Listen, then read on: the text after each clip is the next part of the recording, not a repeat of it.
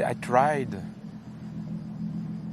to make a very intimate movie in the most broad, huge spectacle in the same time. I tried to conciliate those two extremes, and that I will do that.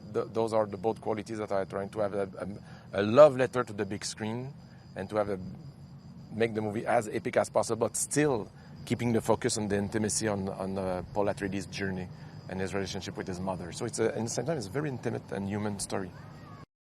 For me, silence is a zone of comfort. It's almost, I would say, an instrument. When I direct, I need silence. I need the actor to be surrounded by silence. But I will say, Dune, the soundtrack and the sound design is flirting with silence. Still, it's with Hans Zimmer. Yes, and Hans is like,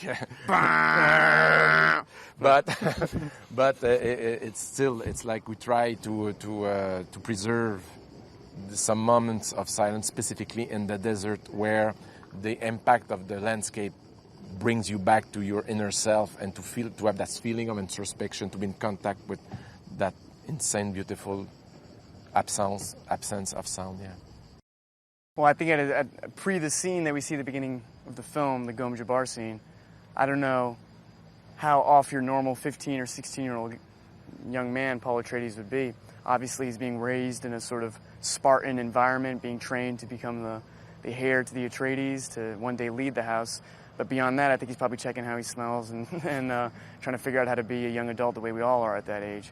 After that, this character sits somewhere in between a beautiful mix of contradiction and paradox, stepping into his own, but also sort of resisting it, feeling that the circumstance and what the circumstance will demand of him, and is sort of not understanding whether the visions he's having will come to fruition. If they are, what an awful reality that would be, to have a hand in so much of the, I don't want to give anything away, but so much of what will happen.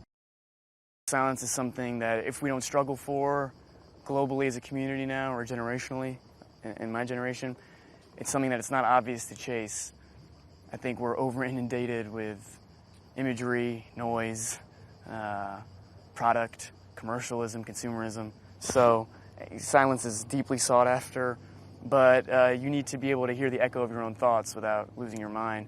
And that takes a certain discipline, too, and a certain practice.